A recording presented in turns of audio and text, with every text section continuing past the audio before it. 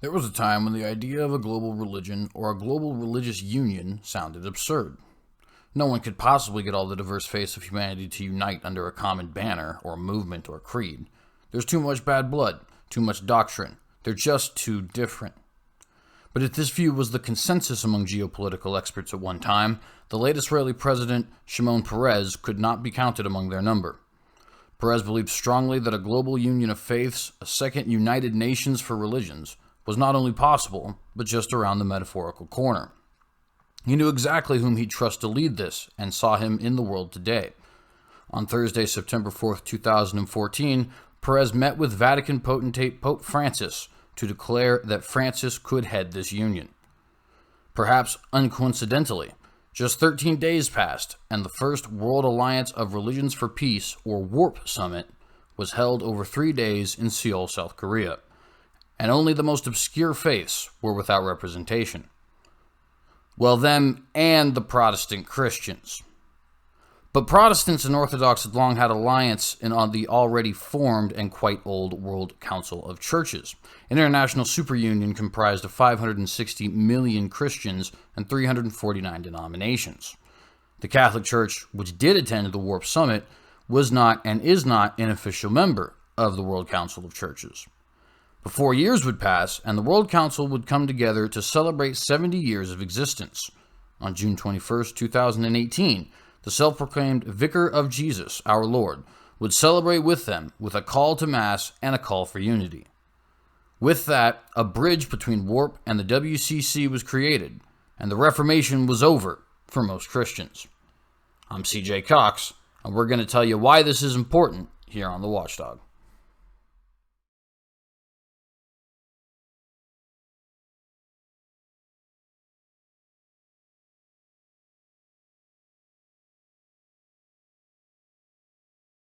And I am your host, CJ Cox. For those of you who are interested as to the name behind this fugly mug, very, very excited to have you guys here today. We got quite a bit of information I want to be sharing with you guys that I think is very important, and we'll probably just be jumping right into it here. I do want to briefly explain my introduction because we won't actually have a pre-article discussion for today. I wanted to give kind of a small, brief overview of the recent history of a global ecumenical movement or interfaith dialogue between a lot of the different religions, whether they're Buddhism, Hinduism, so on and so forth, or between different Christian faiths, and these Christian faiths coming together in the form of World Council and Pope, and then, of course, that being a bridge to the World Alliance of Religions for Peace, and so on and so forth. And I just kind of wanted to give a brief overview of that so that when I go into the news articles I want to be discussing today, everybody kind of has a general idea of where we're starting from, right? Understanding that the World Council of Churches and the Vatican did meet in 2018 to celebrate the 70th anniversary, and that since then they've kind of been joined at the hip. They had a mass, which if you're in the Protestant community would be known as a communion. They had a call for unity, said that ecumenism is kind of like the big fight for our time as far as the Christian is concerned, because as far as geopolitically is concerned, a lot of them think it's climate change actually, but nonetheless. And on top of that, we've had the World Alliance of Religions for Peace and Shimon Peres' idea of a global religion, global United Nations for religions, rather, that have kind of been a backdrop for a lot of this interfaith dialogue as well. So it's just things that we need to understand when we get into some of the articles we're going to be talking about today, because what we're talking about today is this interesting parroting the Vatican and World Council of Churches seem to be doing of each other. I started noticing this just a couple of days ago, actually, and the more I looked into it, the more it appeared to be true. Numerous times now in the last couple weeks, what we have seen is some major event happens.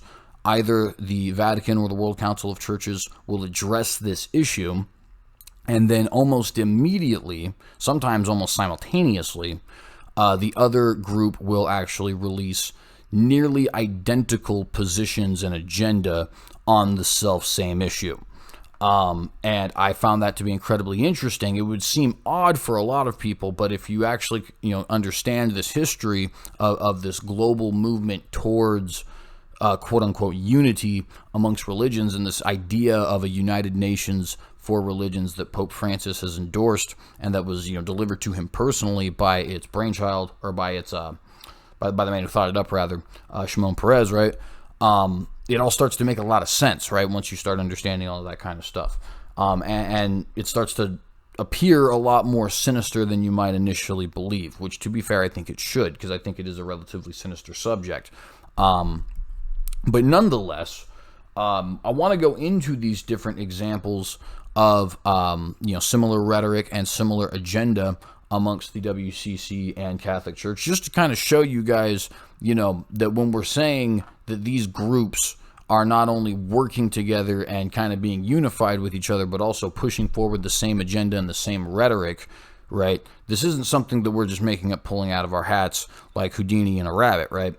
This is actually something that is not only happening, but is being blatantly admitted by people like Pope Francis and the heads of the World Council of Churches and so on. So I want to go ahead and get right into the articles here today.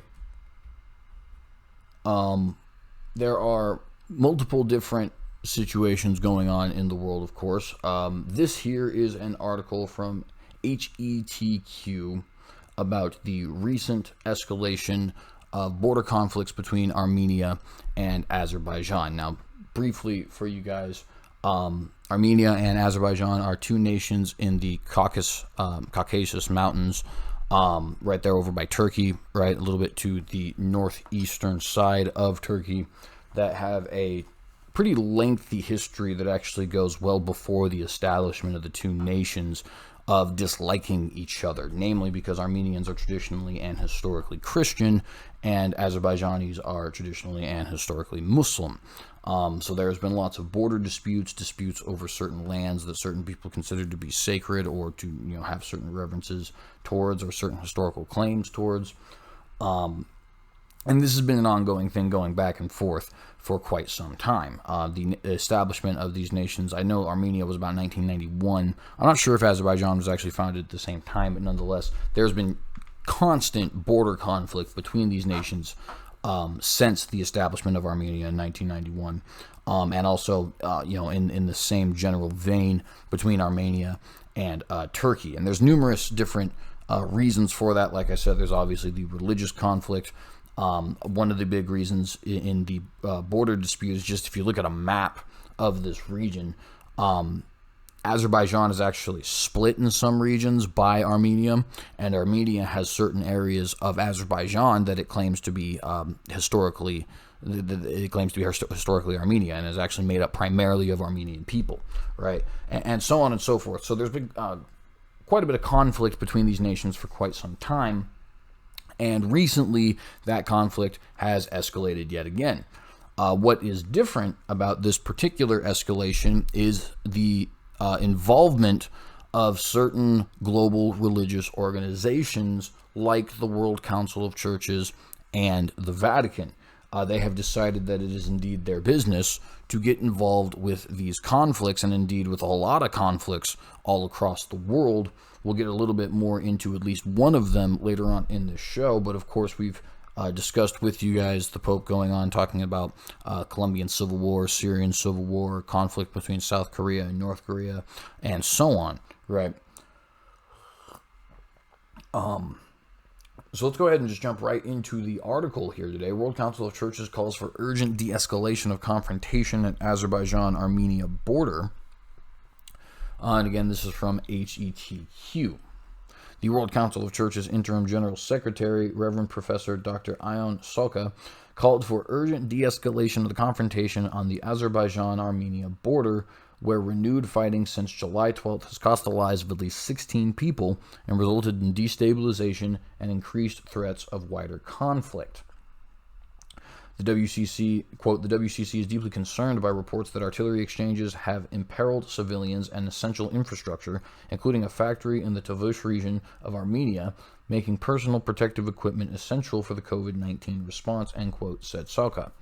Quote, particularly in the context of the novel coronavirus pandemic, which has badly affected both Azerbaijan and Armenia, WCC calls on both sides to observe the global ceasefire called for by the UN General Secretary to enable all necessary resources to be deployed in the fight against the virus. And of course, you know, this whole COVID-19 thing has been used for virtually every political agenda in the book, in the Globalist Handbook, right, and also in the Liberal Handbook here in the United States.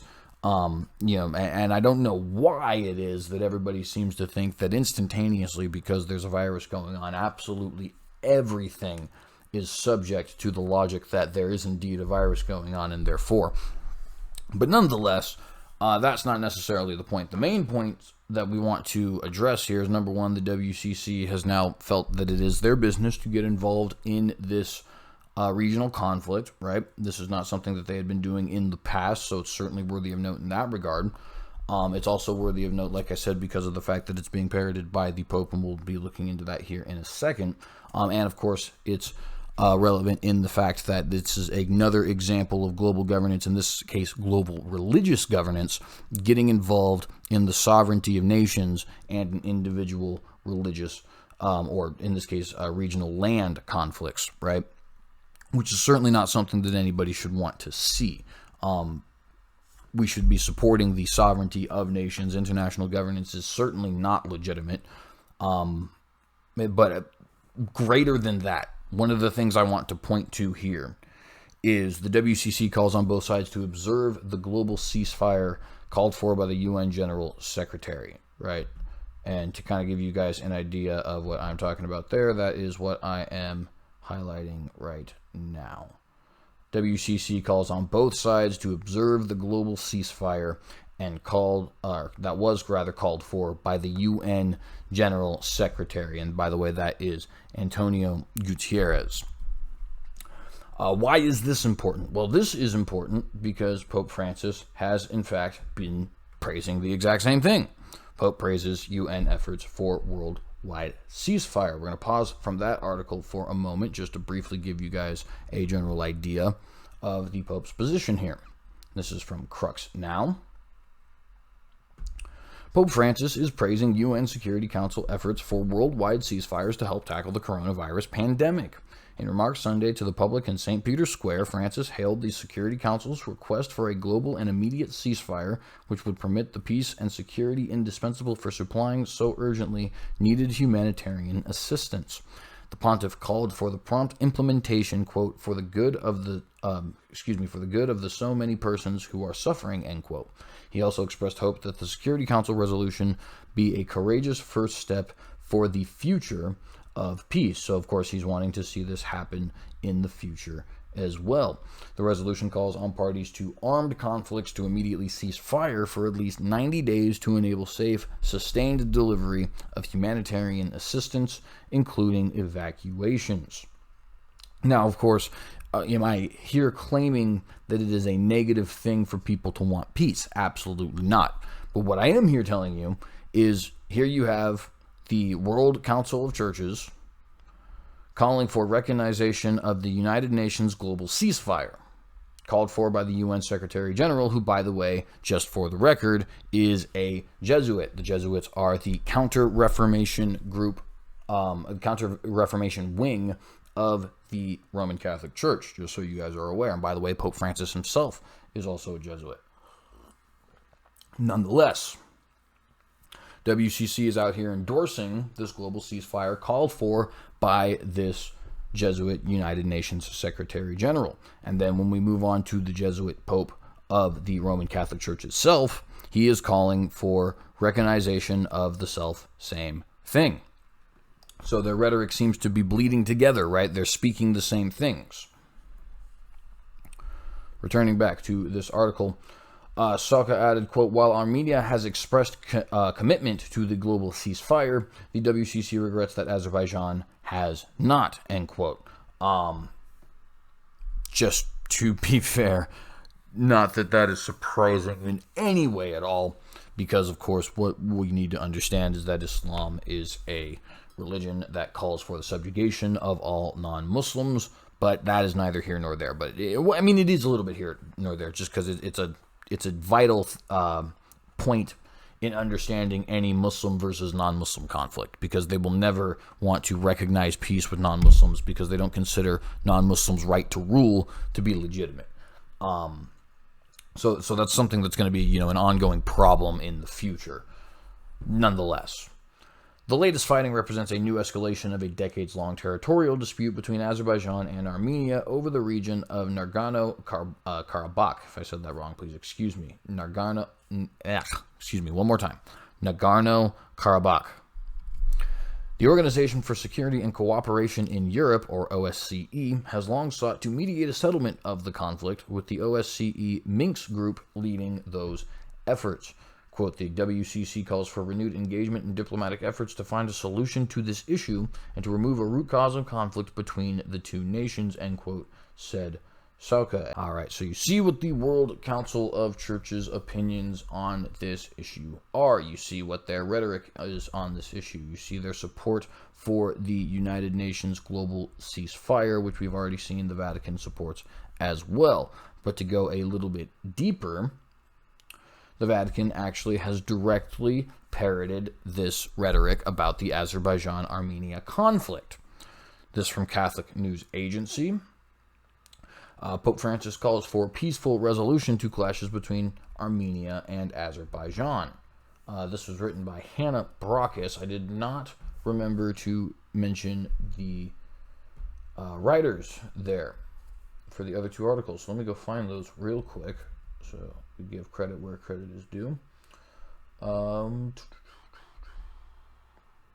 Does not say for this one. That's unfortunate. Nonetheless, and what about this one? I don't think it said on this one either. I believe this would just be... Well, either way. This is written by Hannah Brockus from the Catholic News Agency. Pope Francis calls for peaceful resolution to clashes between Armenia and Azerbaijan.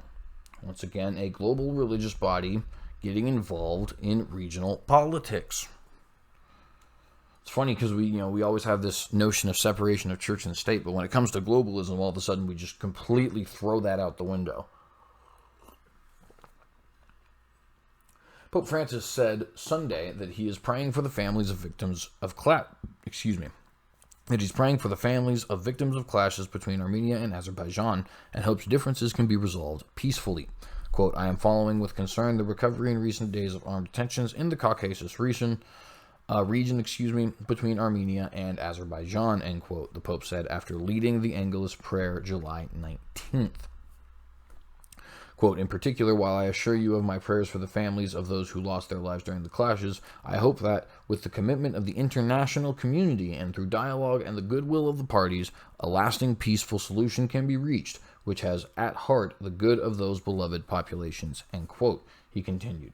Now notice, once again, we see reference to the international community, appeal to the international community, because what is the overall message that we're seeing from not only the World Council of Churches and Pope Francis, but really the kind of global elite, quote unquote, if you will, all around? It is this idea of global governance, of international governance, and it's really not so far the idea that, you see in like dystopian novels where it's like a legitimate global governance where everybody's kind of united under the same national banner. It's more like a confederation, or maybe even a federation in the form of like the United Nations and also a future UN for religions that has a little bit more power than it currently does. But of course it will eventually lead to somebody trying to take power, because that's what all marches toward power end up inevitably leading to. Nobody gives up power on purpose, right? In particular, already read that part, sorry. At least 16 people have died in fighting at the border of the two Caucasus countries in the past week. The clashes were followed by protests in Azerbaijan, the BBC reports. The fighting is due to conflict over the Nagorno-Karabakh territory, which is recognized internationally as belonging to Azerbaijan, but is controlled by ethnic Armenians. The dispute over the territory has been ongoing since the collapse of the Soviet Union. Speaking from a window overlooking St. Peter's Square, Francis also spoke about the ongoing coronavirus pandemic, noting that it shows no sign of stopping. Quote, I wish to assure my closeness to those who are facing the disease and its economic and social consequences, end quote, he stated, adding that he is especially thinking of those people who are whose suffering is aggravated by situations of conflict. Pointing to the recent UN Security Council resolution, here's that UN Security Council resolution again, the Pope renewed his call, quote, for a global and immediate ceasefire which allows the peace and security indispensable to providing the necessary humanitarian assistance, end quote. Right? So now you're seeing this kind of unholy trinity of the United Nations, the World Council of Churches, and the Pope himself all kind of parroting the exact same rhetoric, in particular as it pertains both to the Azerbaijan-Armenia conflict and as it pertains to this UN General Secretary, created global ceasefire. And I just want to point out again, this is the first Jesuit United Nations General Secretary we have ever had, and the first Jesuit Pope we have ever had. The Jesuit organization's sole duty is explicitly the destroying of the Protestant Reformation, right? That's the reason they were created, was as a counter-Reformation group, as the counter-Reformation wing of the Catholic Church. And as a result, they have taken on other, very similar sort of tasks that would be kind of, in the same vein of counter-revolution in the sense of evangelizing the church as a whole and kind of spreading it out as a whole, right?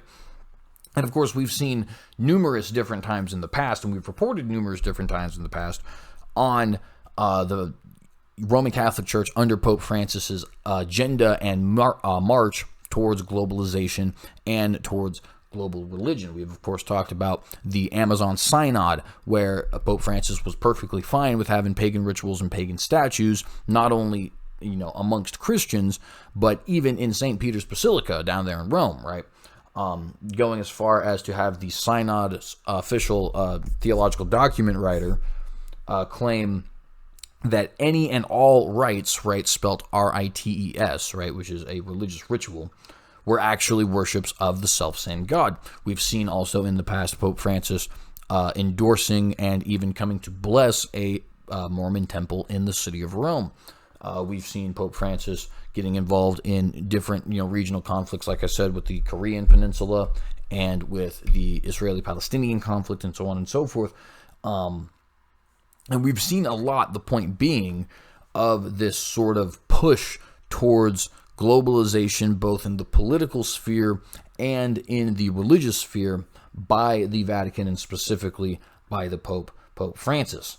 In fact, there was even one point in time I remember we reported on one of these watchdogs. I can't remember which episode exactly it was, but it's definitely here on the YouTubes. So maybe I'll be able to throw it down in the comment section at some point later on. But nonetheless, he actually ordered the Catholic Church, when it came to evangelizing, to put more focus on evangelizing than on doctrine. In other words, if you have to sacrifice key points of doctrine in order to get people under the auspices of the Roman Catholic Church, that's okay, right? Because what is Pope Francis's mission? It's globalization, both in the religious sphere and in the political sphere, and perhaps making those two things one and the same. I'm definitely not convinced that Pope Francis believes in a separation of church and state. In fact, he is both a leader of church and a leader of state, which is interesting, right? Because not only is he operating now as a bridge between the World Alliance of Religions for Peace and the World Council of Churches,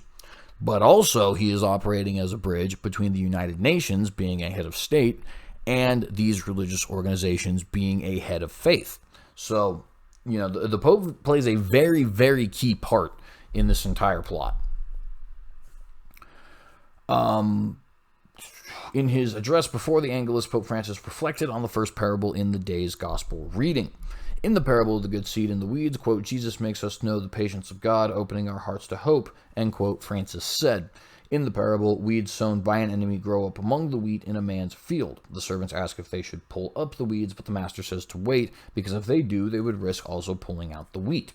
The master tells the servants, quote, we must wait for the moment of the harvest, only then will they be separated and the weeds will be burned, end quote, the Pope recounted. The Pope explained that, quote, the good seed and the weeds represent not the good and the bad in the abstract, but we human beings who can follow God or the devil, end quote. God, like the owner of the field, plants only good seeds, and he acts openly in the light of the sun, Francis continued. Instead, the enemy who represents the devil, quote, takes advantage of the darkness of the night and works out of envy, out of hostility to ruin everything, end quote, the Pope said. Quote, his intent is to hinder the work of salvation, to ensure that the kingdom of God is hindered by unfair operators, scandal sowers, end quote. According to Pope Francis, some people, like the servants in the parable, want to quickly eliminate evil and wicked people from the world, but the master is wiser and has a longer view. And people, quote, must know how to wait because the enduring of persecutions and hostilities is part of the Christian vocation, end quote, the Pope stated. I want to go ahead and read that part again because that's a very interesting thing, and it's not necessarily wrong from a theological point of view, but we need to understand the underlying context of this. Now, I want to go ahead and say it one more time. So, starting with the according to portion, right? For those of you who might be trying to read along, I'm going to go ahead and highlight for you right here. So, starting here. According to Pope Francis, some people, like the servants in the parable, want to quickly eliminate evil and wicked people from the world. But the master is wiser and has a longer view. And people, quote, must know how to wait because the enduring of persecutions and hostilities is part of the Christian vocation, end quote, the Pope stated. Now, in this particular context, what are we talking about? Not only the fights between the Armenians and the Azerbaijanis, but an awful lot of fights taking place and persecutions taking place in certain areas that are relatively popular and being talked about by absolutely everyone. I don't know, maybe communist China. Now, why is it that Pope Francis would be saying we must wait because the enduring of persecutions and hostilities is part of the Christian vocation around the exact same time that China happens to be the nation that everybody is going after for persecuting not only Muslims but also Falun Gong and Christians? Well, it just so happens that not only is Pope Francis not trying to see any sort of, any sort of monkey wrench thrown into these plans to establish global order. But on top of that, Pope Francis himself, back in 2018, actually signed an agreement with China known as the Sino-Vatican Agreement, which was actually very strongly condemned by the Cardinal of Beijing, Archbishop of Beijing, Joseph Zen, who is no longer the Archbishop of Beijing, by the way, coincidentally. Excuse me. Pope Francis signed this Sino-Vatican Agreement, which states openly that the Chinese Communist government will actually allow Catholics to worship in the nation of China so long as the Catholic Church is willing, A, to allow an edited version of the Bible be the version that they use, B, that this group and all other Christians sign themselves to submission to not only the state, but also the state's religious bureaucracy, and C, that the actual archbishops and priests are appointed, or at least approved, by the Chinese Communist Party. In other words, Pope Francis set up this interesting system where he essentially legitimized all persecution of religious groups in China in the view of the Catholic Church, and made it to where, which of course benefits China, and made it to where anybody who is actually worshiping while under the protections of the Catholic Church is now going to be protected in these regions, which benefits the Roman Catholics. Why does that benefit the Roman Catholics? Well, because now if you want to be a Muslim or a Protestant Christian or a traditionalist Catholic or Falun Gong or what have you, and you happen to get the protections of the Catholic Church, maybe because there's some sort of global religious institution that the Catholic Church is actually founding and or heading and or representing, right? Then you'll actually have the right to worship. It makes them the only game in town, right? But it also makes them kind of tied at the hip with China in the same way that they're tied at the hip with the WCC and with Warp. And you notice now, right, the Vatican really ends up being the key to a lot of this. They're kind of the center. It's almost as if they're the ones coming up with the plan, but, that's just the J theory. Now, he compares those who would wait in this situation to the master. The master in the parable is supposed to be God, right? He is obviously, in the parable, just the master of the field, but he's representative of God, right? And it is true, of course, that the master is wiser and has a longer view. The master knows that if he were to pull up all of the chaffs, he would pull up the wheat with it, and so he decides not to until they are fully mature. This is 100% correct. But this is in the context of our living on this planet, right? And not only our existence on this planet, but also the bodies of individual believers, right? There are tares within the quote-unquote wheat, right? Tares within the field, tares within the church itself, right? And rather than immediately pulling those tares out, so to speak, those tares are allowed to mature when they eventually fall out, right? And then the church goes forward with mature Christians who themselves have not been pulled out. And that is the context of this verse. But not to get too theological, because this is not an apologetics. The context that Pope Francis is speaking about is in regards to literal persecution. And we've seen numerous nations, of course, coming out against China because of these persecutions, as well as its complete and total ineptitude in regards to responding to the COVID crisis.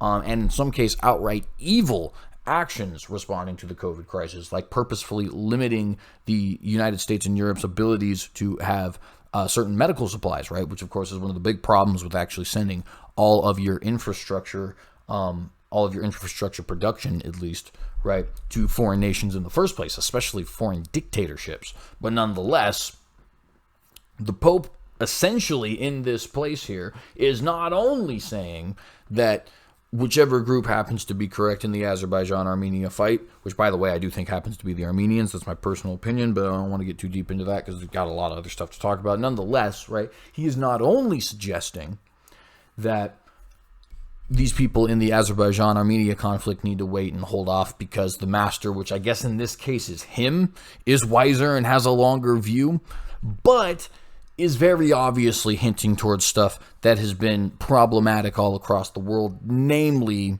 the big group that is currently being attacked for persecution and hostilities towards Christians and other religious minorities, right?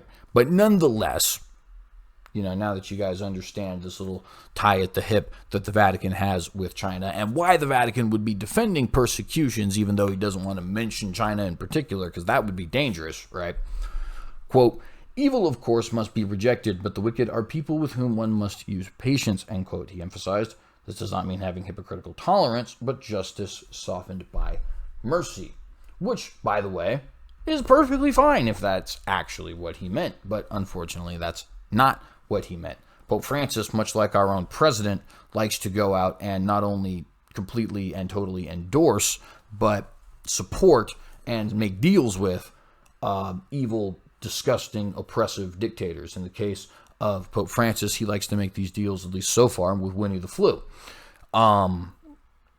Over in Trump's camp, it's actually, Saudi kings and the dictator there over in North Korea, the little fat hamster that he is. But nonetheless, that's mean. I shouldn't be rude. But I mean, he's the only fat guy in his country, and it kind of makes me angry. I'm not going to lie. Nonetheless, let's get back to the article. Quote, "If Jesus came to seek sinners rather than the righteous, to heal the sick even before the healthy, the action of his disciples, must also be addressed not to suppress the wicked, but to save them," end quote, he stated, which of course is true from a theological perspective. But what exactly is he talking about, right? Once again, we're talking about persecutions, because he said that, right? He's the one who said we're talking about persecutions. And who's the big group in the news today all across the world because of persecutions? Communist China. Or we're talking about the Azerbaijan-Armenia conflict, right? And in both of these situations, these are regional issues, geopolitical issues that he is purposely going out of his way to get involved with as a religious leader, which is a huge problem in regards to separation of church and state. And on top of that, at least in one of them, he's getting involved on the wrong side. He's getting involved on the side that actually is pro-persecution, not only of Falun Gong, not only of Protestant Christians, not only of Muslims from the Uyghur region, but also, unfortunately for Pope Francis, I don't actually know if he cares or not, and he probably doesn't, traditionalist Catholics. Quote, those who seek out the limits and defects of others do not cooperate well with God, but rather those who know how to recognize the good that grows silently in the field of the church and of history, cultivating it until maturation, end quote. Then it says, end quote, a new quote, and then it will be God and only he to reward the good and punish the wicked, end quote, the Pope says. And it kind of said everything that I want to be saying on there, but you see, both in regards to the United Nations call for a global ceasefire and in regards to the Armenia-Azerbaijan conflict, Pope Francis and the Vatican, as well as the World Council of Churches, are parroting the exact same rhetoric. So that's at least two things in the news that they are parroting the exact same rhetoric on in the last couple weeks. But it's not the only two things. There's a couple more things we need to discuss. And of course, today's show is not going to be an exhaustive list because we'd be here for literal hours. But from the Times of Israel, written by Canaan Lipshitz, World Council of Churches wants EU sanctions on Israel if the annexation goes ahead. And of course, this is something that we've actually discussed in the past on the Watchdog. Just recently, actually, I think it was either last week or the week before, when we were discussing how, ridiculous it is that so many people think that the Zionists somehow rule the world when every globalist group, as well as 80% of the world, definitively hates them. But nonetheless, not the point for today's program. World Council of Churches wants EU sanctions on Israel if the annexation goes ahead. The umbrella Christian group urges bloc to end trade agreement with Jewish state if it extends sovereignty over parts of the West Bank, which of course are more properly referred to as Judea and Samaria. Says the move cannot lead to justice or to peace. And this article was actually published June 11th of 2020. The World Council of Churches is asking European diplomats to punish Israel with sanctions if it annexes West Bank lands. The request has triggered a heated debate in Christian circles. The call to punish Israel came last month in a letter to EU foreign ministers from the Geneva headquarters of the Council, an umbrella body established in 1948 that now has 350 members and about 500 million followers among them. And you'll see different numbers on that from time to time. It's 349 official members, but as far as the number of followers, it's between 500, and by the way, this says 500,000 actually, now that I'm looking at it, so that must be a typo, but between 500 and 600 million. The Catholic Church is not a member. Excuse me. If Israel annexes the land, the letter said, quote, the EU must surely suspend the EU-Israel Association Agreement, end quote, a reference to a 1995 contract that promotes trade between the bloc and the Jewish state.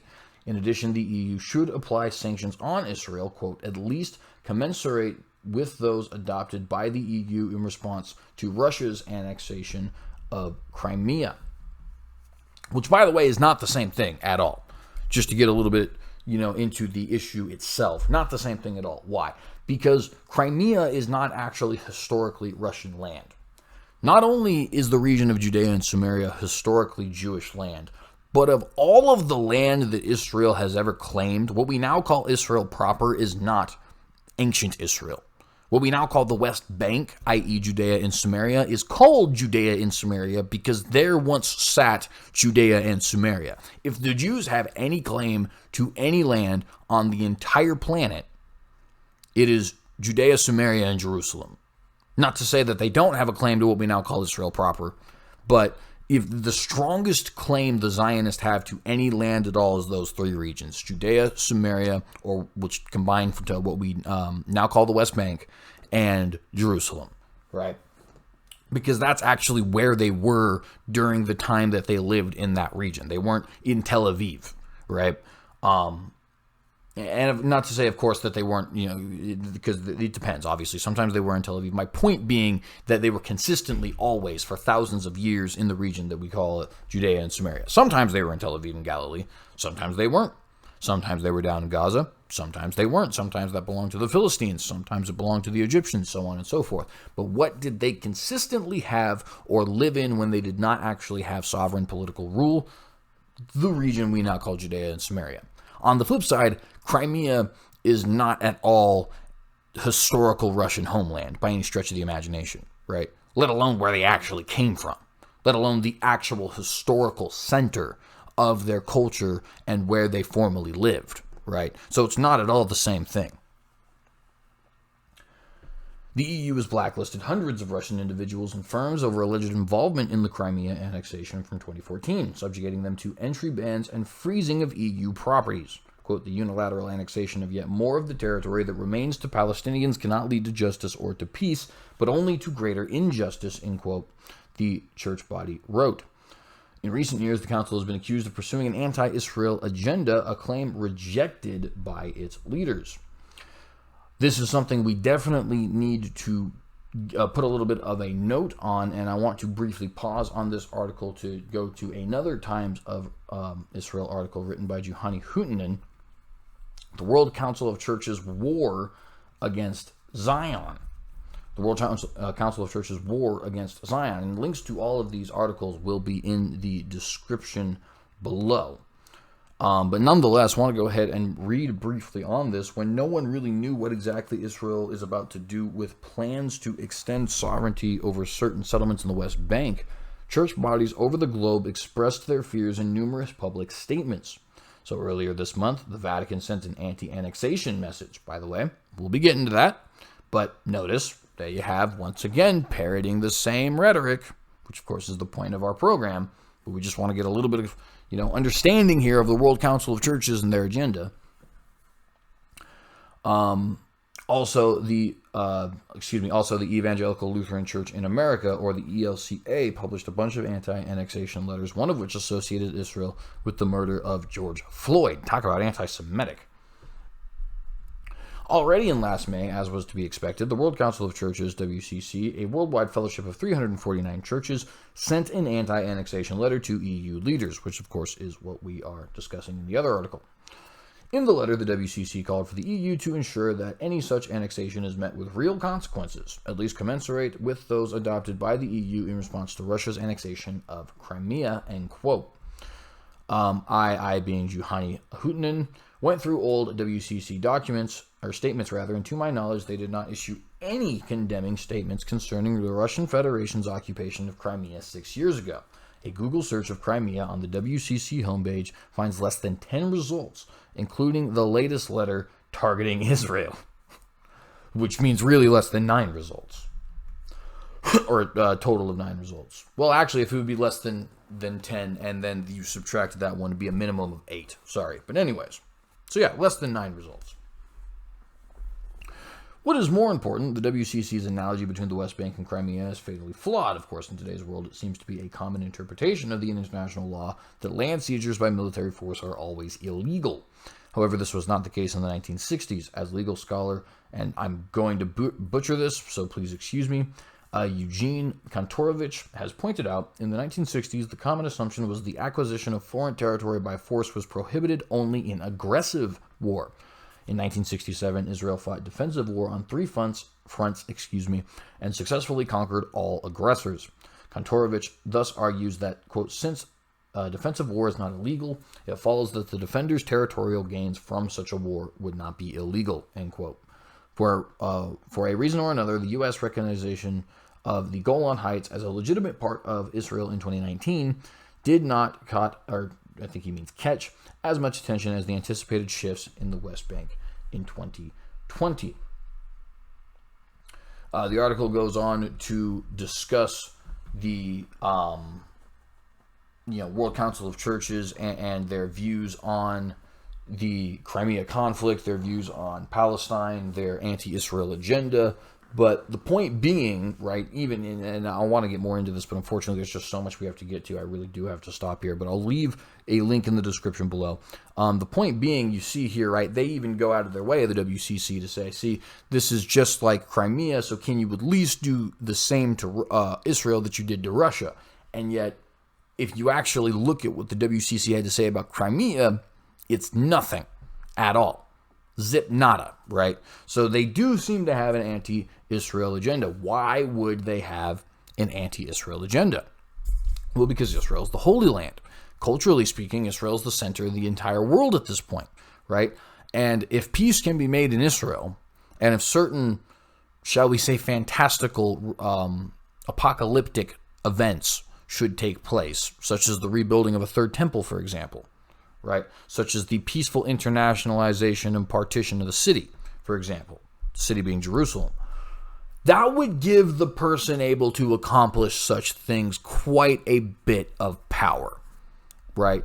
Whether or not you believe in, Christian eschatology in the book of Revelation and stuff like that or not, you could certainly see how, if I managed to form a global religious body that was joined at the hip with the global national body, i.e. the UN, and was able to actually create peace in this region, even doing some crazy things like potentially internationalizing the city, partitioning the land, or building a third temple, I got a lot of people who are definitely going to start supporting me. Catholics, Mormons, Muslims, Jews, even probably a lot of people from faiths that are not in the Abrahamic tradition, just saying like, wow, this is amazing. This is almost miraculous.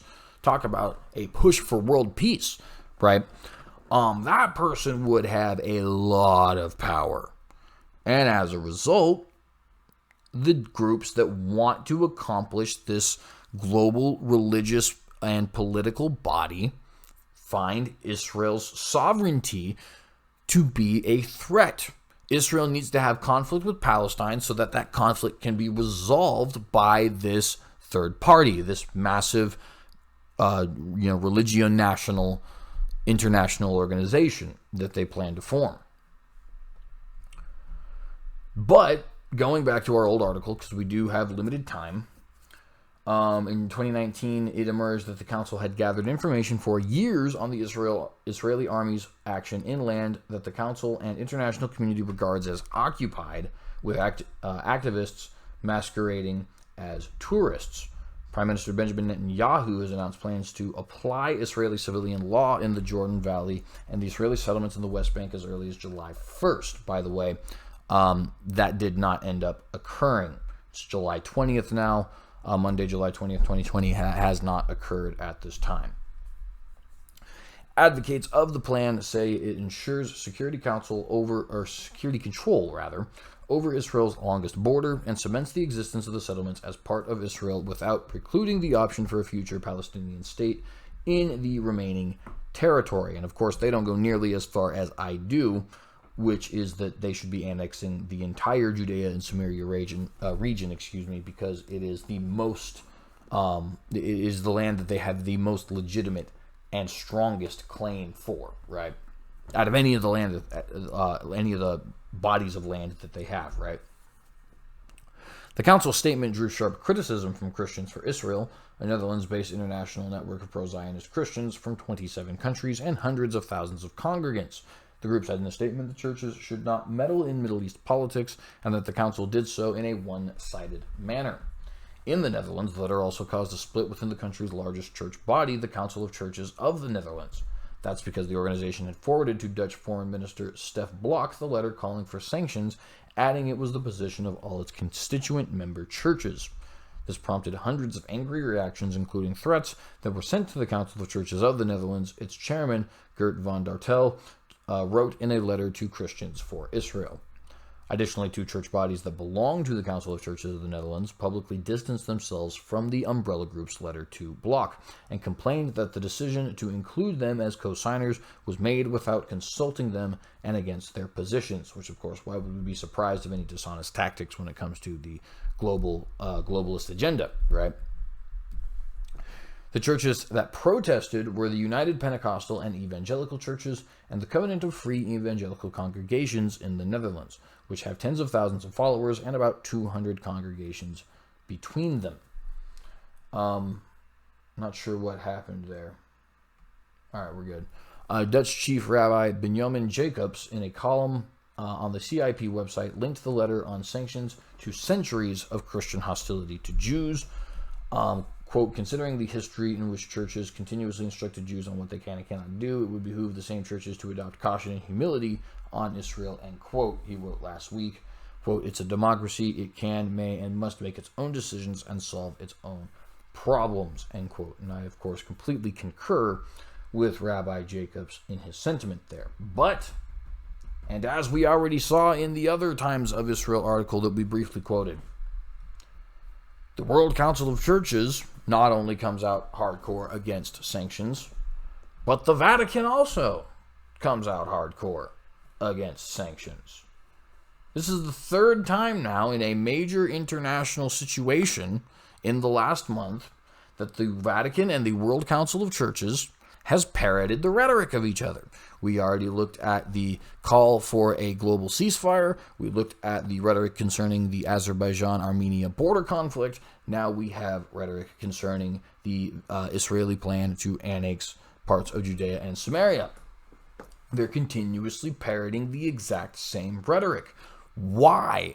Almost as if they have the same goals and agenda, which would make a lot of sense considering in the 70th year anniversary of the World Council of Churches, they came together in a call for unity and had a communion or mass with each other. Nonetheless, this is from Catholic San Francisco. Vatican tells Israel, U.S. that annexation could jeopardize peace process. Written July 2nd, 2020, from the Catholic News Agency is where this article was actually apparently originally picked up, as it says right here. I actually didn't notice that at first. Ahead of possible Israeli action to annex Palestinian territories, Holy See Secretary of State Cardinal Pietro Parolin met with the ambassadors of the United States and Israel on June 30th. The Holy See press office said July 1st that the meetings with Cecilia Gingrich, the U.S. ambassador to the Holy See, and Oren David, her Israeli counterpart, took place, quote, in order to express the concern of the Holy See regarding possible unilateral actions that may further jeopardize the search for peace between Israelis and Palestinians, as well as the delicate situation in the Middle East, end quote. And this is, of course, something that's incredibly interesting because the 1999 peace plan signed by then-President Shimon Peres, who is the same Shimon Peres who suggested the United Nations of Religions to Pope Francis, right, was nearly identical to what Donald Trump actually presented. The difference was, there's two. Number one, the entirety of the West Bank, rather than just some of the West Bank, roughly 90% of it, and Gaza, were given to the Palestinians. Right now, like I said, it's about 90% plus Gaza. In the Vatican deal with Shimon Peres, it was all of the West Bank and Gaza. And by West Bank, I mean the region that we would call Judea and Samaria. The second major difference, which is not so much of a difference in one sense, is the internationalization of Jerusalem. The Trump peace plan does call for internationalization of Jerusalem, but it calls for a sort of respect of the status quo to be maintained and for Israel and the nation of Jordan to kind of have co-custodianship almost of the region. Whereas the 1999 Vatican plan actually called for the eastern portion of the city to be the capital of Palestine, the western portion of the city to be the capital of Jerusalem, or of Israel, both of which are actually parroted by the Trump plan, right? But then the old city, where things like the Temple Mount, and where a new temple would have to be, the Temple of Rock, the Dome of the Rock, rather, currently is, the Church of the Holy Sepulchre, right? So on and so forth, all the historical and religiously important stuff, right? That region we call the Old City, would actually be internationalized, and custodianship of it would be given to the Vatican. The plan was a little bit unclear as to who exactly would have legal authority, whether or not it would be the Vatican there or the United Nations. Of course, the plan in 1947 was for the United Nations to internationalize the city as well. So this concept of internationalizing Jerusalem is quite old at this point. But those are the two major differences between the Trump peace plan and the Vatican peace plan as presented in 1999 and agreed to by Israeli President Shimon Peres.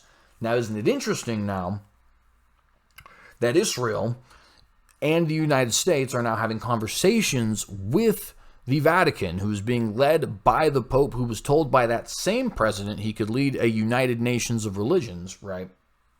And they're now going to meet with this person, and potentially, we don't know yet, because so far it just seems like these are meetings, potentially this person is going to actually have an influence on Trump's peace plan. And lo and behold, he's going to come out and say, and this is where I start theorizing, right? Hey, as it turns out, we have a peace plan that's actually relatively similar, but it's a little bit nicer to the Palestinians, and I think it'll be a little bit more peaceful for all religious groups involved. What do you say? And of course, Donald Trump is already pretty buddy-buddy with the Pope. Benjamin Netanyahu has been getting more buddy-buddy with the Pope as time has gone on. We obviously have already explained that the United Nations General Secretary is also a Jesuit, much like Pope Francis is, and the Palestinians have had their national sovereignty, quote-unquote, recognized by the Vatican, and so in a sense, they're kind of an ally at this point, right? So a lot of this seems to be very beneficial for one group in particular, and that group is the Vatican. And considering the fact that they're kind of being joined at the hip at this point, that ends up including the World Council of Churches. Hence the reason that they are parroting the exact same rhetoric and deciding that they are going to, push forward the exact same agenda. By the way, fun fact, Castilla Gingrich, who is our United States ambassador to the Vatican, is actually the wife of former House of Representatives majority leader and Republican presidential hopeful in 2012, Newt Gingrich. So just a little fun fact for you there. Anyways, a spokesperson for the U.S. Embassy to the Holy See told CNA July 2nd, quote, Ambassador Gingrich had a productive meeting with Cardinal Secretary of State Parolin, on Tuesday. They discussed a range of issues, including our common goal of peace in the Middle East, end quote. In the statement on Wednesday, the Holy See reiterated that Israel and the state of Palestine, quote, have the right to exist and to live in peace and security within internationally recognized borders, end quote. Which, of course, is absurd, because international recognition does not in any way, shape, or form guarantee your rights, nor is it the thing that justifies your rights, especially your sovereign rights to a group of land, or to a plot of land, rather, right? What justifies your claim to a plot of land is the history behind that, right? Have you lived there before? Is that where you come from? Is that your homeland, right? And I think to a certain extent, the will of the people as well, right? Obviously, government comes from consent of the governed, and if the people of a certain region do not want you leading over them, then you should not be leading over them, right? But in the case where you actually have two groups of people fighting against each other, I think, right of conquest certainly does have a lot to do with it, but more important, more legitimate, more, morally explaining the reasons why that land would belong to one group over another, you have to look at the history, the cultural heritage, and who actually has the more reasonable claim to that land. Look, not only does the Balfour Declaration explicitly give the Palestinians Jordan, which is some 4 times larger than Israel if you combine Israel proper, Gaza, and Judea and Samaria all into one nation, right? But on top of that, the Arab people have so many different nations, huge nations, in some cases massively prosperous nations, in some cases secular Levantine nations, exactly like the Palestinians are, right? The Jews have one. They have one single New Jersey-sized nation, right? The Arabs have Saudi Arabia. The Arabs have Kuwait. The Arabs have Bahrain. The Arabs have Oman. They have Yemen. They have Iraq. They have Syria. They have Lebanon. They have Egypt. They have Libya. I can go on, right? The Jews have one claim, have one area, rather, of land. And by the way, the Arabs stole all of that land. I am not saying that all the Arab people need to leave and go back to Arabia. That would be ridiculous. Of course, that would mean everybody who was in the United States would have to go back to Europe, so on and so forth. We're not going to play that game because it's a dumb game to play. However, I think you would all agree that if a collection of Native American people got together and say maybe they took over Long Island and seceded and became their own nation. That's the least we can do, is recognize Long Island, considering we took all of this land, right? And especially if they beat us in open conflict when we attacked them. But nonetheless.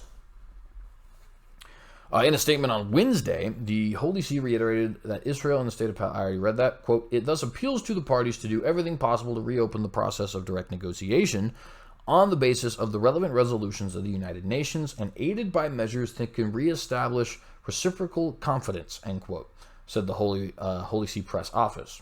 Citing Pope Francis's June 8, 2014 prayer for peace in the Holy Land, the press office said all actions should be taken so that the parties may have, quote, the courage to say yes to encounter and no rather to conflict. Yes to dialogue and no to violence. Yes to negotiations and no to hostilities.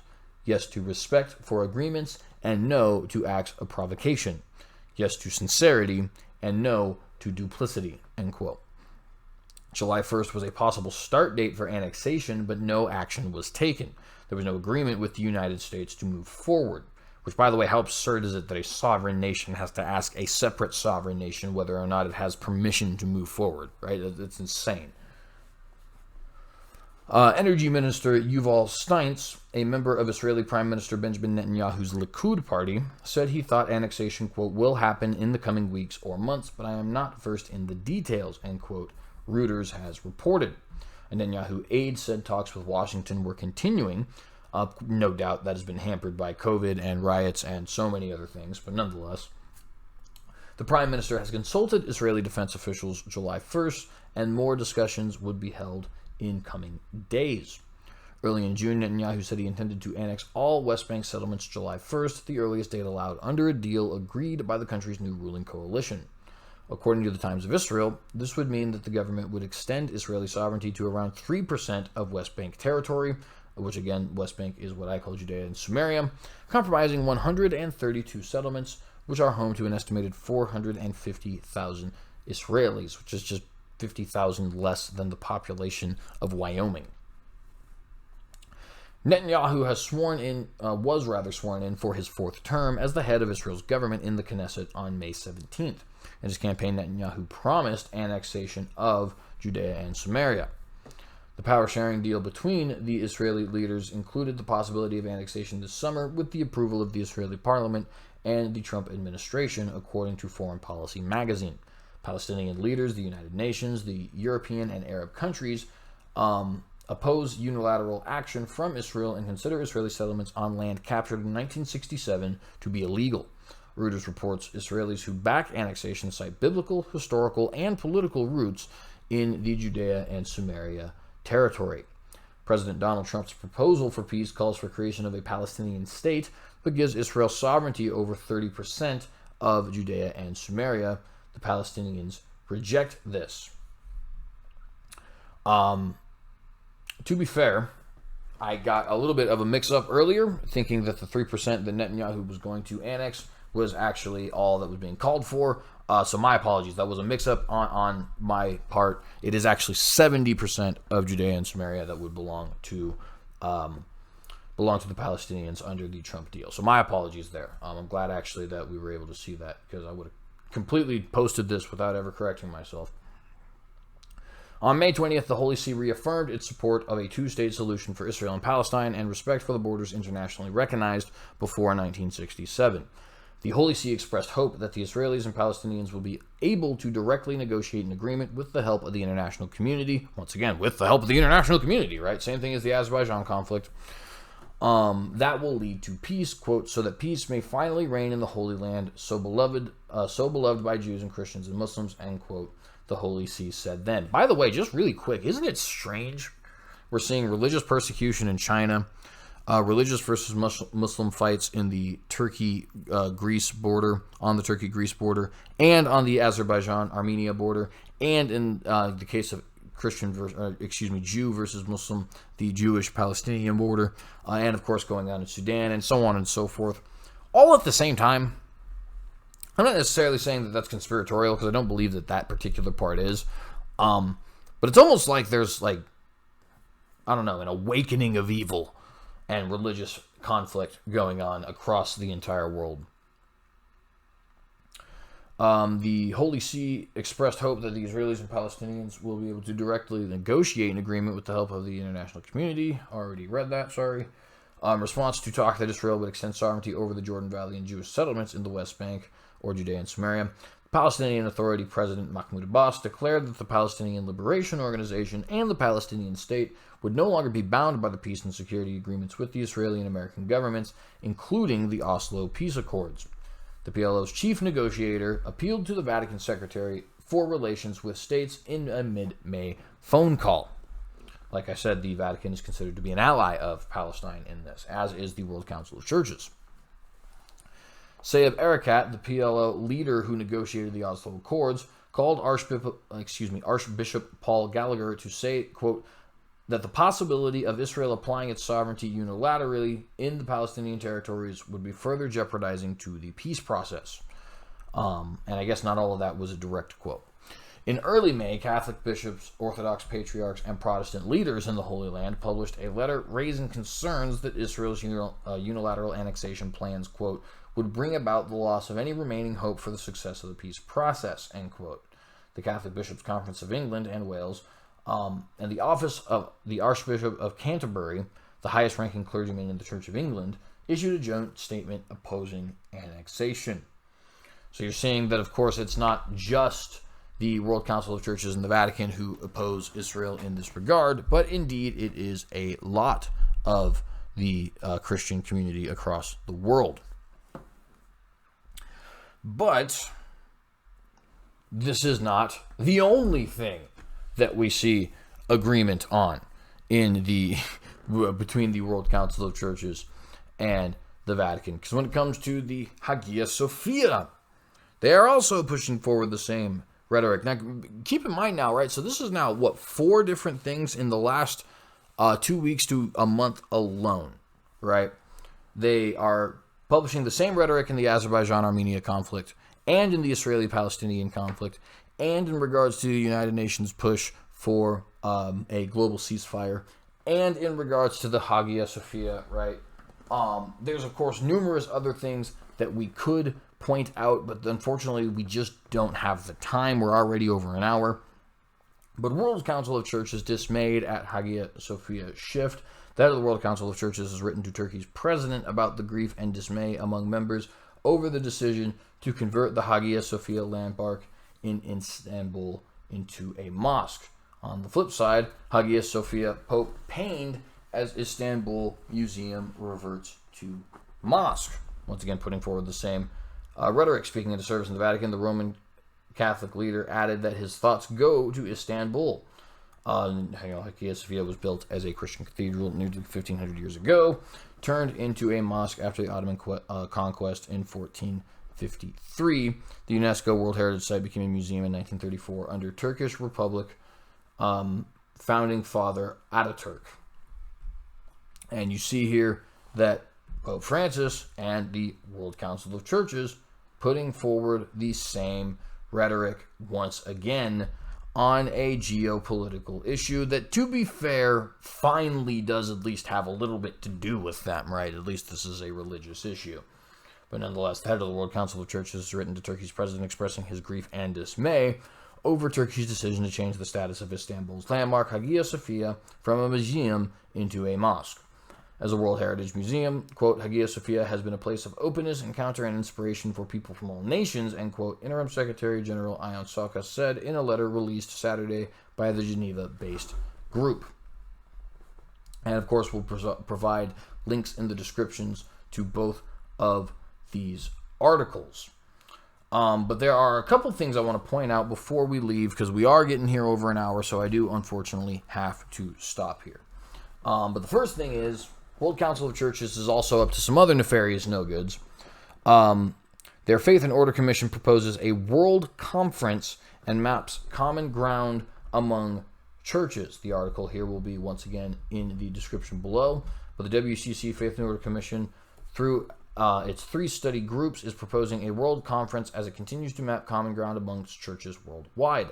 The work of the commission is carried on through 3 study groups focusing on the pilgrimage of justice and peace, ecclesiology, and moral discernment. All 3 study groups recently met at the Bossy Ecumenical Institute. The first study group is following up on a commission's proposal to hold a 6th conference on faith and order in 2025, a year that will mark the 1700th anniversary of the First Ecumenical Council of Nicaea. While much has changed since the historic council, the study group acknowledged that its issues are linked to present concerns, how we confess the apostolic faith in our time, and the vision of one church as a conciliar fellowship. So they're going to dictate how it is that we confess the apostolic faith and make sure that all of the churches are in agreement with each other. Now, obviously, that's the more cynical way of putting what they're saying, but it's equally true. They envisioned the conference as a way to engage the many issues that challenge and excite the church today, with the goal of rekindling the desire to search for visible unity of the church in the midst of a deep diversity and changing context. The second study group has analyzed 75 responses to, quote, the church towards a common vision, end quote, identifying 16 key theological themes that appear in the responses. The group is preparing papers on each of them, identifying points for further work by the full commission. These papers will be shared at the WCC 11th Assembly to be held in 2021 in Karlsruhe, Germany. Karlsruhe, Germany. The third study group, which concentrates on moral discernment, acknowledged that churches respond differently to ethical questions, risking either divisions within themselves or preventing them from witnessing with one voice. The study group explored and affirmed the common ground that churches from different traditions hold in relation to engaging in ethical reasoning. So we're going to start focusing more on things like our ethics and ethical reasoning than the actual key doctrinal disputes that have caused us to split in the first place. Reverend Dr. Susan Derber, Reverend Doctor, that's such a pretentious title. Reverend Dr. Susan Derber, moderator of the Faith and Order Commission, said, quote, it was surely the work of the Holy Spirit that brought 3 study groups of the Faith and Order Commission to Bossy at almost the same time. We worked on our different tasks, but also had some fruitful interaction. Praise be to God for such fruitful days while we are still rejoicing in Christmas, Epiphany, and the baptism of Christ, end quote. So the WCC is wanting to get another global conference here started, and it was going to see, obviously, their 11th assembly in 2021 next year. That'll obviously be very important, but also this 1700th anniversary of the First Ecumenical Council at Nicaea in 2025 will also be very important as well. The last thing we want to talk about, though, is the World Council of Churches publishes Voices of Faith at the United Nations. Now, I want to point out, just real quick, what we have gone over so far on this show.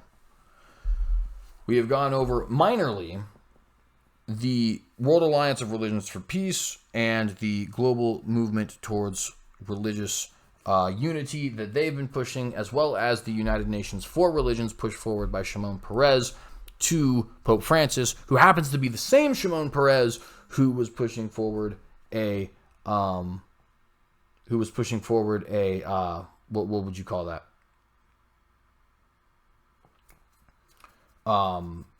Vatican peace deal with the United Nations, or not United Nations, with Israel, right? So we went over all of that briefly, right? We also went over the fact that they, for the 70th year anniversary of the World Council of Churches, did actually decide to come together in a communion, the Pope and the World Council of Churches, come together in a communion, and that since then they have been parroting the same rhetoric as each other, which we pointed out here today. Parroting the same rhetoric in regards to the Jesuit General Secretary of the United Nations request for a global ceasefire in response to COVID. The same rhetoric in regards to annexation of Judea and Samaria. The same rhetoric in regards to the Azerbaijan-Armenia conflict. The same rhetoric in regards to whether or not we should, sorry, something popping up here on my computer, whether or not we should be, criticizing the Hagia Sophia or not. And of course, we've, briefly hinted on some other things like the Sino-Vatican Agreement that China signed with the Pope, and that, that was, of course, the same Pope, Pope Francis, and that this same Pope is now also saying things like, hey, maybe we shouldn't be criticizing things like evil people and religious discrimination and persecution and so on and so forth. And on top of that, we've seen that the WCC plans on having global ecumenical councils in the near future. as the icing on the cake, because nothing ever gets better and everything is terrible always, the World Council of Churches publishes Voices of Faith at the United Nations. What is Voices of Faith at the United Nations? Well, this is from Ecumenical News. By the way, real quickly, before we get into this, here's what you need to understand. Facebook don't want you seeing this for some reason. You see, I sent this to a good old friend of mine. Wasn't going to let me send it. Gave me a little error here. What's the error? Facebook is preventing me from responding to a private message with number 368. The action attempted has been deemed abusive or is otherwise disallowed. So you see, sharing this article from Ecumenical News about the World Council of Churches and their little publishing here with the United Nations was deemed abusive, and therefore I couldn't send it to my friends here on Facebook. And on top of that, as I just showed you here in this picture, you can't post this. The URL goes against our community standards on spam.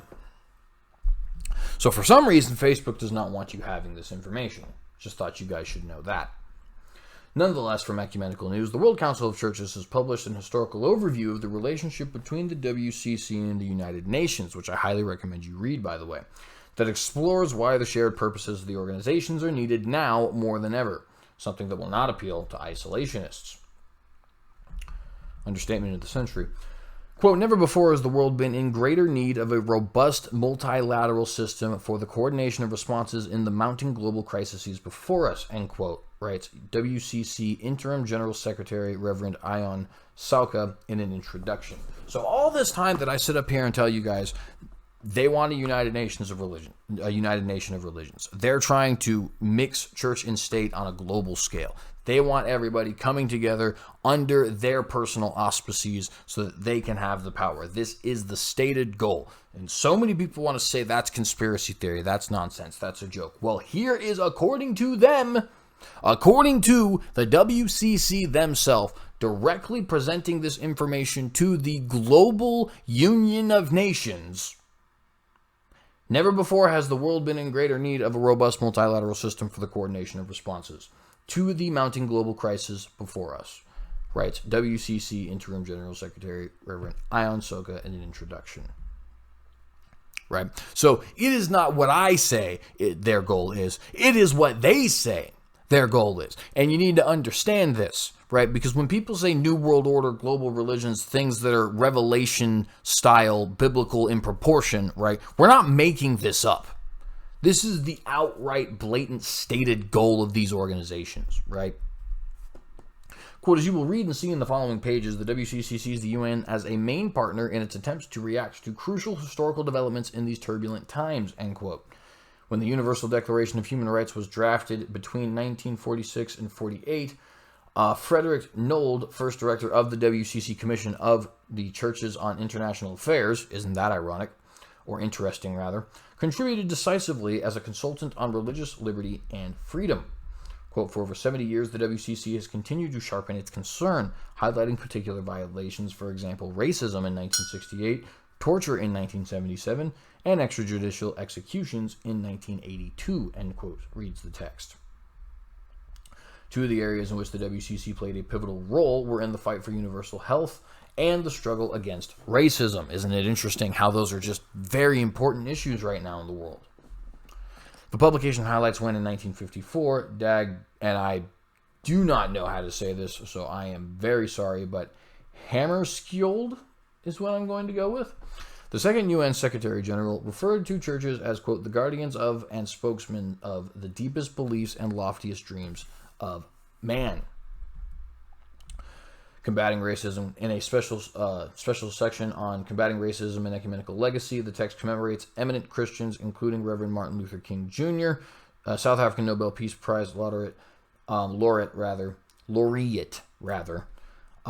Luthili, and the founding president of independent Mozambique, Eduardo Mondlane. Now, I don't know so much about the views of the other two, but just to be fair, according to Martin Luther King Jr., Martin Luther King Jr. was not a Christian. He did not actually believe that Jesus Christ died on the cross, resurrected, and was the conqueror of sins, right? He believed him to be more of a good philosopher.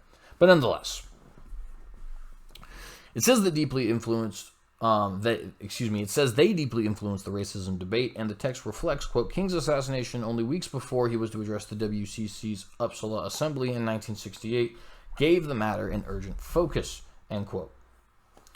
In 1978, the adoption of the Alma-Ata Declaration was a watershed moment for the World Health Organization, underlining a commitment to primary health care as key to achieving health for all and cementing its already close relationship with the WCC. Are you starting to see things?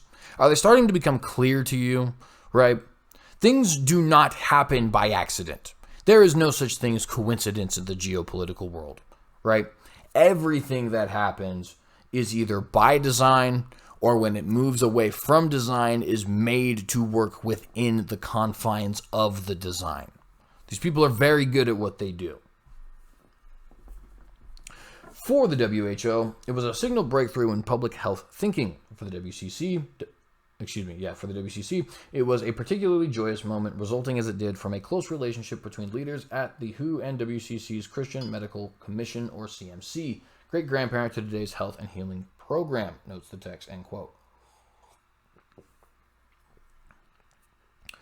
7, the UN and WCC reaffirmed their commitment to collaborate at a meeting between the general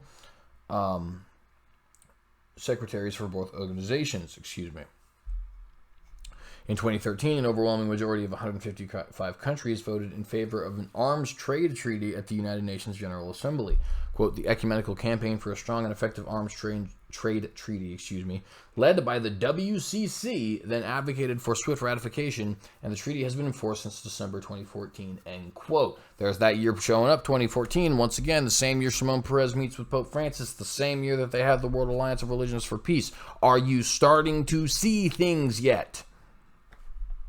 And who is it that went and made this campaign in the first place? The World Council of Churches. These people have very real political power, and it is political power that ends up being power over your life in the state of California, Nevada, Idaho, province of British Columbia, what have you, right? From the Ecumenical United Nations Office in New York to the WCC UNICEF Partnership to support children's rights to work with AIDS response, the WCC UN partnership has grown broader and stronger over the decades. Working and praying for peace on the Korean Peninsula, and efforts for peace in the Holy Land have also strengthened and drawn an ever-growing global response. The issues of gender justice, the climate emergency, and nuclear disarmament have brought the WCC and the UN into strategic working partnerships in new ways. Solidarity with indigenous peoples has also risen to the forefront. How ironic is that, right? Solidarity with indigenous peoples, but also we don't agree with Zionism. Anyways, WCC played a pivotal role in supporting the presence of indigenous peoples in the UN system and in advocating for the UN Declaration of the Rights of Indigenous Peoples, end quote, notes the text. Quote, may God continue to bless and strengthen our collaboration, end quote, Salka says.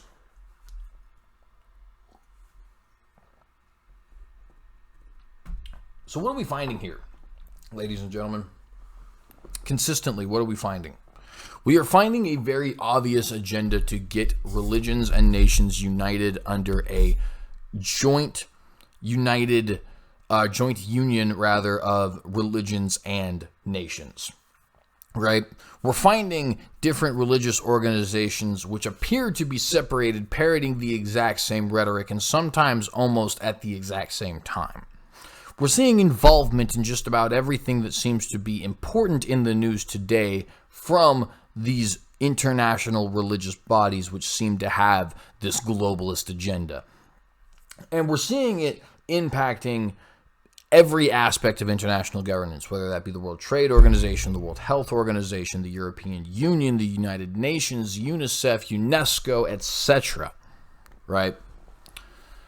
And people need to be aware of this. People absolutely need to be aware of this, because I should not have to sit here and explain to you why somebody who believes himself to be in place of the living God, i.e. the Pope, should not be trusted with the power to unite and lead all religious groups while also holding power in the Union of Nations and in global governance, whilst also simultaneously being head in the peace movement in the Holy Land, and potentially even getting himself ownership of the old city where all of the holy sites happen to be. I should not have to explain why that's so incredibly dangerous, but unfortunately a lot of people think that that's either something you only believe if you believe in the Book of Revelation, or if you're a crazy tinfoil hat conspiracy theorist. Now, to be fair, I happen to be both. But that does not change the facts here. Nothing I quoted in anything here and in any previous episode of the Watchdog is ever from a conspiratorial site. It's never from Israeli News Live or InfoWars or Breitbart or something like that, right, when it comes to this issue. Why? Because I know how crazy it sounds to say the Vatican and the World Council of the Churches and the World Alliance of Religions for Peace and the United Nations, which is headed by a Jesuit, by the way, so is the Vatican, have a globalist agenda to try and make sure everybody is under the same theocratic globalist government. I know how crazy that sounds. But the thing is, it is their explicitly stated intention. And you need to understand it because, without understanding of it, you can't even hope to fight it. It may even be too late to fight it at this point, but if you don't even understand it, if you're not even aware that it's happening, you can't even hope to fight it. So I hope you start getting an understanding. I hope you start seeing the obvious links between groups here, the obvious agendas being pushed forward by certain groups of people, and get rid of this, vocabulary of experts versus non-experts, or of conspiracy theory versus accepted fact, or whatever, right? And just simply follow the evidence. What does the evidence suggest? What is the World Council of Churches telling you they're trying to do? What is the United Nations telling you they're trying to do? What is the Vatican telling you that they're trying to do? Why is it that the Vatican and the WCC seem to have such a in line with each other agenda in so many different ways? And with that, I'll leave the rest to you. We went 25 minutes over, so I apologize, but nonetheless, we're going to try and be back on Wednesday. So, shalom, and thank you very much for watching this episode of The Watchdog. If you like the content here, please do like and share this video.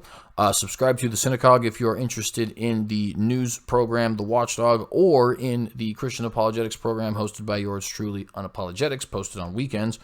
And please do leave any questions, comments, criticisms, concerns, or etc. in the comments section below. In the description, you will find not only links to all of the articles we used here today, but also links to all of our different social media accounts. You can follow us at any of those, and I certainly would recommend that you do so. We have the TheCynicogue on Patreon, the TheCynicogue on Minds, the TheCynicogue on Parler, the TheCynicogue on BitChute, the American Cynic Party on Facebook, Cynic Thought on Instagram, and Terrestrial Earthbird on Twitter. We also have J.O. Cynic or Saint Cynic of Eagle, depending on what you want to type it in as, on Reddit if you're interested there. Thank you guys very much for watching this program. Oh, and the TheCynicogue on Gab and Minds. I don't know if I mentioned those, but nonetheless, we thank you guys very much for watching this program. Absolutely appreciate it. We are in the face of Armageddon. So will you compromise? Shalom.